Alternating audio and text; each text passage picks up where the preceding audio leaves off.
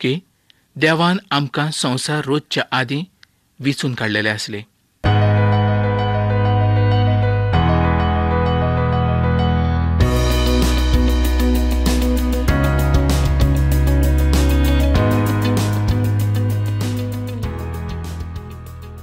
मोगाळ भावणानो, आयज आमी पयल्या इतिहासाच्या निमाण्या आविसरांनी पावलेले आसात. तर पयले सुवातेर पळोवया 24व्या आविसरान. ह्या सुवातेर आमकां पळोवंक मेळटा की आरोनाचो पूत जे याज्ञीक आसले तांचे संबंदी, आनी ह्या वरवीं नादाब आनी अबिहू हांचें मरण उगडासेक येता. पूण ह्या सुवातेर दाविदान खूब सोबीत अशी कायद्याची पद्दत उपेगांत हाडलेली आसली. दाविदान मंदिरा पासत सुवात विकती घेतली. दाविदान ताच्या बांदकामा पासत सामान एकठांय केलें आनी आतां तो याज्ञिकाक एकठांय करचो आसा. आनी ताणें केल्ली वांटणी खूब सुंदर जावन आसली. लेव्यांनी आपणाची सेवा त्या मंदिरांत खूब सुंदरकायेन केल्ली आसली. लेवीच्या घोराण्याची इतली वाडाय जाल्ली की जण एका घोराण्याच्या मनशाक देवाचे सेवेचें काम फावो जावप बरेंच कठीण जाल्लें आसलें. कारण लेवीचे जायते लोक वाडलेले आसले. लेवीची संतत वाडलेली आसली. त्याच पासत सगळ्यांकूच काम मेळप हें कठीण जाल्लें. आमी हाचे पयलीं पळयता की मोजेसाच्या काळार लेवी 8,000 इतले आसले. तर दाविदाच्या वेळार ते 38,000 इतले जाले. आनी दाविदान ताची जोम्या जोम्यांनी सेवेच्या कामा पासत वांटणी केली. जण एका जोम्याक मंदिराची सेवा करची व तांची सेवा मंदिरांत चालूच उरची अशें ताणें तांची वांटणी केली. मोगाळ भावणानो, खरेंच दाविदान सगळ्यां बद्दल चिंतलेलें नासलें. ताणें थोड्यांचें चिंतलें आनी थोड्यांचें चिंतूंक ना अशें ना. सगल्या लेव्यांक तांणी तांची कामां दिल्लीं आसलीं. मोगाळ भावणानो, जशी दाविदान मंदिरांत वावर करच्या पासत लेव्यांक कामां दिलीं, तशींच जे गावपी आसले व वाजंत्रां वाजोवपी आसले तांकांय ताणें काम दिल्लें आसलें. देवाचे येवजणे प्रमाणे जण एकल्याक ताणें काम दिल्लें आसलें. हें सगळें ताणें मंदीर बांदच्या पयलींच केल्लें आसलें. जेरुजालेमांतलें हें मंदीर सगळ्या संवसाराक गवायकी अशें जावंक पावतलें आसलें. ह्या वरवीं दाविदाचो देवाशी आसलेलो मोग दिसून येता. दाविदान खोळ्यांत देवा पासत वेदी बांदली आनी त्या सुवातेर ताणें देवाचे पासत ओमारपण आनी शांतारपण भेटयलें. पयलें इतिहासाचें पुस्तक 25वो आविसर आनी 7वी तशेंच 8वी ओळ आमी पळोवया. दाविदान गायनां गावपी मनशाचे 24 वेगवेगळे वांटे केले. हाचो अर्थ असो की म्हयन्यांतल्यान 2 फावटीं ताचे भितर वाखणणेच्या वेळार बदल घडून येवचो. तांकां फकत वर्सांतल्यान 2 फावटीं देवाची सेवा करूंक मेळचें आनी उपरांत ते आपणाच्या घरा परत वयचे. आनी त्या सुवातेचेर तांच्या पासत काम सांबाळून ताणें दवरलेलें आसलें. हें याज्ञीक आनी लेवी इस्रायलांत शिकोवचें काम करताले. दाविदान तांच्या काळार जी म्हत्वाची कामां केलीं तीं खूब व्हड जावन आसलीं. मोगाळ भावणानो, खरेंच दाविदाक इतली जाणवाय कोणें दिली? ही जाणवाय दाविदाक फकत देवानूच दिल्ली आसली. देवान जर खंयच्या मनशाक जाणवाय दिली ना तर त्या मनशाच्यान कांयच करूंक जायना. दावीद देवाचो खरो सेवक जावन आसलो. तो खरो राजा जावन आसलो. जरी दाविदान पातो कातारलें तरी देवान ताजो नाश केलो ना. हें कित्याक? दावीद देवाशी आयलो. ताणें आपणाच्या पातकाचें रोडोन बोगसणें मागलें. तेन्नाच देवान ताका ताज्या पातका पासून सुटका फावो केली. हें तर आमी फाटीं पळयिल्लेंच आसा. देव खंयच्याय एका मनशाक एकदां जर बोक्षिता तर त्या पातकांचो परत आनी तो केदींच उगडास करिना. आमची पातकां तर ताणें उदेंतीक सावन ओस्तमेक उडयल्लीं आसा. ज्या सुवातेचेर ती आमकां परत दिश्टी पडची न्हय आनी आमी त्या पातका कडेन परत वयचे न्हय. आमच्या पातका पसत खूद ताणें आपणाच्या पुताक काल्वरीच्या खुर्साचेर भेटयलो. हें कित्याक? तुजो आनी म्हजो नाश जावचो न्हय, आमचो इबाड जावचो न्हय. आमी जेजू क्रिस्ताचेर पूर्ण बावार्थ दवरचो. जेजू क्रिस्ताचें आमी येवचें. आमची गरज आमी ताका कळोवची. आमचें दुखी आसलेलें काळीज आमी ताच्या मुखार उक्तें करचें. हीच देवाची येवजण जावन आसली. इश्टानो, दाविदान केल्लीं व्हड कामां देवान पळयलीं आनी हीं कामां करूंक देवानूच ताका आदार दिल्लो आसलो. मंदिराचें काम खूब आगोड अशें जावन आसलें, पूण तें दावीद पूर्ण करूंक शकनासलो. कारण दाविदाचे हात रोगतान माखलेले आसले. दाविदाच्या जिवितान पातोक आसलें आनी जांच्या जिवितान पातोक आसा तांच्या जिविता वरवीं देव आपणाचो वावर करून घेना. पूण देवान ही येवजण दाविदाच्या जिवितान त्याच वेळार थांबोवंक ना. जेन्ना दाविदान आपणाचो गुन्यांव ओळखून घेतलो तेन्नाच ताणें ताका बासावणी दिली. तुजो पूत सोलोमोन वो आपणाचें मंदीर बांदतलो आनी तें घडून आयलें. पयल्या इतिहासाचें पुस्तक 26वो आविसोर होय एक खूब म्हत्वाचो आविसोर जावन आसा. जेन्ना याज्ञीक लोक आनी गायनां करणारे लोक तांचेर आसलेली जबाबदारी पूर्ण करताले तेन्ना दारां राखपी लोकूय त्या सुवातेचे आसले आनी तांची जबाबदारी दाविदान तांकां दिल्ली आसली. मोगाळ भावणांनी हें केन्ना घडलें? हें सगळें मंदीर बांदच्या पयलींच दाविदान घडोवन हाडलेलें आसलें. कारण उपरांत आपणाच्या पुताक कसलोच त्रास जावचो न्हय ही दाविदाची येवजण जावन आसली. पयलें इतिहासाचें पुस्तक 26वो आविसोर आनी 13वी ओळ. इश्टानो, तुमकां अशें दिसतलें की हें सादें काम आसा म्हूण. ह्या कामाक व्हड अर्थ भरलेलो आसा. हें काम म्हत्वाचें जावन आसा. हें काम सादें न्हय. देवाचे नदरे मुखार खंयचेंच काम सादें न्हय. जण एका कामान देवाचो हात आसता. जण एका कामान देवाचें आसणें आसता. जण एक काम देवाचे नदरेनूच घडोवंक शकता. कारण तें देवाचें काम देखून. मनशाचें काम मनशाचे येवजणे प्रमाणे घडटा. जरी तातूंत देवाची येवजण नासली तरी तें घडटा, पूण तें तशेंच उरूंक शकना. कारण तो मनशाचो वावर जावन आसा. देवाचो वावर सासणाच्या सासणाक तोखता तसलो जावन आसा.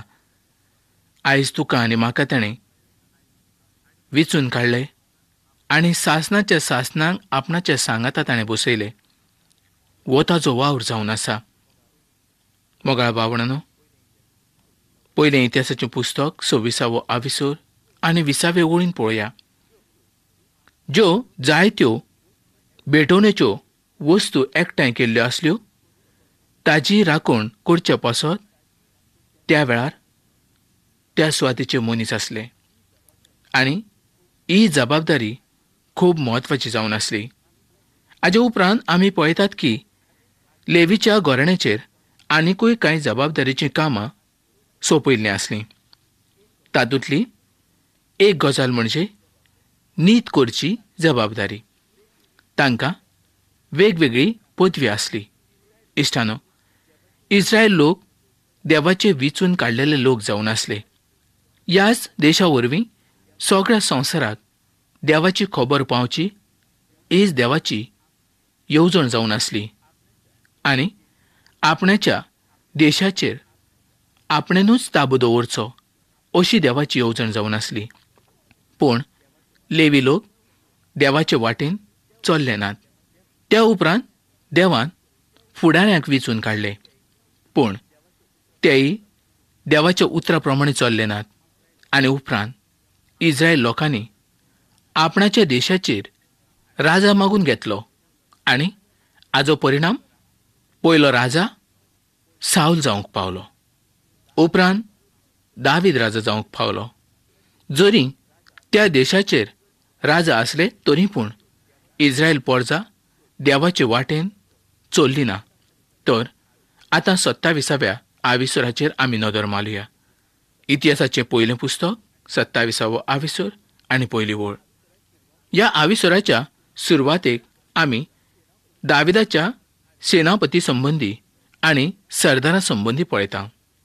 दाविदान सरदार वेंचून काडले आनी तातूंतल्या एका सरदारान 24,000 लोकांचेर नदर दवरूंक जाय आसली. इस्रायलाच्या 12 वंशाचेर 12 वडिलांक वेंचून काडले. दाविदान देवाचेर विस्वास दवरलो ना, म्हणून ताणें लोकांक मेजपाचें काम केल्लें आसलें. हें ताचें काम देवाच्या विरुद्ध व्हड पातक जावन आसलें. देवान तांकां सांगलेलें आसलें की म्हजेर विस्वास दवरात. हांव तुमकां मळबावेल्या नोकेत्रां इतलो करतलो. देव कितलो व्हड पदवेदार हें तुमी वळखूंक शकनात.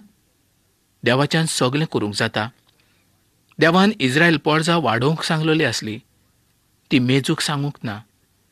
पयल्या इतिहासाचें पुस्तक 27वो आविसर. दाविदाच्या खाजगी गिरेस्तकायेचेर ताणें अधिकारी नेमलेले आसले. ताजी गिरेस्तकाय सांबाळपाकूय ताणें लोकांक काम दिल्लें आसलें. दाविदाचें सगळें काम खूब सुंदर आनी बरेंच अशें जावन आसलें. ताणें देवाचेर पातयेवन जरी सगळ्यो गजाली केल्ल्यो आसल्यो तरी तो थोडे सुवातेचेर चुकलेलोच आसलो. ताणें आपणाचें शाणेपण त्या सुवातेचेर दाखयल्लें आसलें. इश्टानो, आमी देवाच्या उतराचेर पातयेवन रावूंक जाय. ताजी आज्ञा पाळूंक जाय. ल्हान ल्हान गजालींनी सुद्दां आमी ताजी स्तुती वाखाणी करूंक जाय. आनी निमाण्या 2 आविसरांनी दावीद इस्रायलाच्या सगळ्या कारभाऱ्यांक एकठांय आपयता. ही एक व्हड सभा जावन आसली. आतां दावीद जाणटो जाल्लो आसलो. ताचे जिविताचे हे निमाणे दीस जावन आसले. पयलें इतिहासाचें पुस्तक 28वो आविसर आनी पयली ओळ. देशाच्या सुदारणे पासत हे लोक जबाबदार जावन आसले. दुसरी ओळ. दावीद आतां आपणाच्या पांयाचेर उबो रावूंक शकनासलो, कारण तातूंत कांयच बळ नासलें. तरी पूण आपणाचो निमाणो संदेश दिवचे पासत तो लोकांच्या मुखार उबो रावलो. दाविदान जायते फावटी कबूल केल्लें की आपूण लढायेचो मनीस जावन आसा आनी आपणाचे हात रोगतान माखलेले आसात. आनी म्हणूनच ताणें मंदीर बांदची अशी देवाची खोशी नासली. पयल्या इतिहासाचें पुस्तक 28वो आविसर आनी 5वी ओळ. दावीद ह्या सुवातेर दाखोळ करता की सोलोमोनाक देवान वेंचून काडलेलो आसलो. ताचे संबंदी सगळी जबाबदारी दावीद देवाचेर घालता. हातूंत हेंच दाखोळ करता की सोलोमोन हो दाविदाचे खुशे प्रमाणे राजा जावंक नासलो. म्हणजेच दाविदाच्या उपरांत सोलोमोन पातशाह जावचो अशी ताजी खोशी नासली. पयलें इतिहासाचें पुस्तक 28वो आविसर आनी 6वी ओळ. देवाचें मंदीर बांदची दाविदाची खोशी आसली. ताणें आपणाच्या सगळ्या बोळान मंदिराच्या सामानाची तयारी केल्ली आसली. पूण उपरांत ताका समजून आयलें की ही देवाची खोशी नासली म्हूण. ताणें तर मंदिरा पासत सगळीच तयारी केल्ली आसली. मोगा इश्टानो, आमी ह्या सुवातेर एक खूब म्हत्वाची गजाल शिकतात की देवान आमकां संवसार रोजच्या आदीं वेंचून काडलेले आसले. स्तोत्र 139 आमकां सांगता की आमच्या दिसांतलो एकूय दीस नासलो त्या वेळार ते सगळे देवाच्या पुस्तकांत बरयल्ले आसले. मोगाळ बाबड्यानो, जे क्रिस्ताच्या वरवीं देवाचे पूत आनी धुवो जातात तांचे कडेन देवाची नदर लागलेली आसता. तो तांचें उठप आनी बसप सगळें जाणा जाल्लो देव जावन आसा. तांचे सगळ्यो वाटो देव जाणा. तांच्या जिवितांत केन्ना कशें आनी कितें घडचें आसा हें देव जाणा. तो ओरम आनी शेवट जावन आसा म्हणून तो आमचें सगळें जिवीत जाणा. आमी कितें करतले, केन्ना पडटले, खंयची चूक आमी केन्ना करतले हें तो जाणा. मोगाळ भावंडांनो, आयज देवाचें उतर संवसाराक कळून येवंक जाय. ही आयज आमची जबाबदारी जावन आसा. सगळ्या संवसाराक देवाचें उतर सांगप आनी तांकां दोनया जेजू क्रिस्ताचें सीस करप हेंच एक काम म्हत्वाचें जावन आसा. हें मंदीर आख्ख्या संवसाराक देवाची गवायकी जावचें आसलें. पूण तें मंदीर जरी आयज ना तर आयज तुजें मंदीर ह्या सुवातेचें आसा. तूंच जावन आसा दोनया जेजूचें मंदीर. तुज्या भितर तो वावुरता, तुज्या भितर तो आसा. आयज संवसारान तुका पळोवंक जाय. तुका पळोवनूच तांणी तारण जोडूंक जाय. तुज्यो कोडण्यो जर वायट आसा तर तुज्या जिवितांत दोनी जेजू आसूंक शकना. पूण तुवें तुज्या कोडण्याचें बोगसणें मागलें, दोनया जेजूक तुज्या काळजांत तुवें आपयलो, तरच तो आयज तुज्या जिवितांत व्हड काम करूंक पळयता. आनी तो करतलोच, कारण तो बासावणी दिता आनी पाळटा. मोगाळ बाबड्यानो, देवान दाविदाचो मोग केलो आनी दाविदानूय देवाचें उतर केन्नाच मोडलें ना. ज्या वेळार ताणें मोडलें त्याच वेळार ताणें बोगसणें मागलें.